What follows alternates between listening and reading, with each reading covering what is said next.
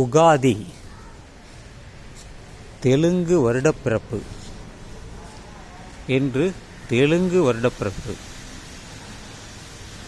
தெலுங்கு அது ஒரு மொழி, மலையாளம் ஒரு மொழி, கன்னடம் ஒரு மொழி, மராத்தி ஒரு மொழி, ஹிந்தி ஒரு மொழி, மலையாளம் ஒரு மொழி, தமிழ் ஒரு மொழி. இப்போ தெலுங்கு பேசக்கூடிய மக்கள் அவங்களுடைய ஒரு பண்டிகை வருடப்பிறப்பு என்று சொல்வது போல அவர்கள் அந்த வருடப்பிறப்பு உகாதி. நாம் தமிழ் வருடப்பிறப்புன்னு சொல்கிறோம். இதுபோல் ஒவ்வொரு மொழிக்குமே அந்த பகுதியில் வாழ்ந்தவர்கள் அந்த பிறந்த நாளை, மொழி பிறந்த நாளை கொண்டாடுவது வழக்கமாக இருக்கிறது.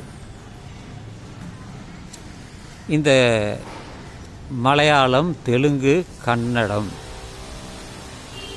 துளு இது எல்லாமே தமிழிலிருந்து வந்தது தான். இதெல்லாம் வரலாற்று சான்றுகள் தான். எல்லா மொழியிலுமே தமிழ் கலந்து இருக்கிறது. மதம் சாராத ஒரு பண்டிகை இருக்கிறது என்றால் அது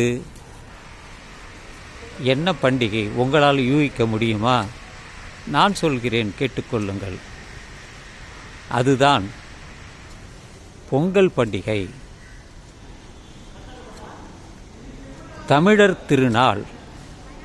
தமிழர்கள் மதம் சாராமல் சூரியனை வணங்கி மாடுகளை வைத்து விவசாயம் செய்து கும்மி அடித்து கொண்டாடிய ஒரு பண்டிகை தான் பொங்கல் பண்டிகை. புது அரிசியில், பச்சரிசியில் பொங்கிட்டு அது தேன் கலக்காமல் தேன் போன்ற இனிப்புள்ள கரும்பிலிருந்து கிடைத்த வெல்லத்தை கலந்து அவன் சாப்பிட்டது தான் இந்த இனிப்பு பொங்கல். இன்றைக்கி உகாதிங்கிறதுனால இனிப்பு பொங்கல் செய்ய சொல்லி இனிப்பு பொங்கல் சாப்பிட்டேன். நாங்கள் எல்லாம் சாப்பிட்டோம் இனிப்பு பொங்கல். ஒருத்தவங்களுக்கும் அந்த இனிப்பு பொங்கலையும் கொடுத்தேன். இப்படி மொழிவாரியாக பண்டிகைகள் வந்தது. இதில் மூத்த மொழி தமிழ் என்பதால் தமிழர்கள் உலகெங்கிலும் வாழ்வதால் உலகெங்கிலும் பேசப்படுகிற மொழியாக, ஒரு மூத்த மொழியாக, பழைய மொழியாக இருப்பதால் தமிழர்கள் மதம் சாராத ஒரு பண்டிகை, சூரியனை முன்னிலைப்படுத்தி கொண்டாடிய ஒரு பண்டிகை தான் பொங்கல் பண்டிகை. ஆனால் மற்ற மொழிகள் எல்லாம்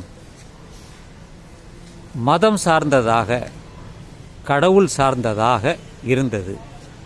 அதனால்தான் தமிழர்கள் எப்பொழுதுமே மற்ற மொழிகளை விட, மற்ற பண்டிகைகளை விட ஒரு சிறந்த பண்டிகை என்பது நம்முடைய பண்டிகை இந்த பொங்கல் பண்டிகை தான்.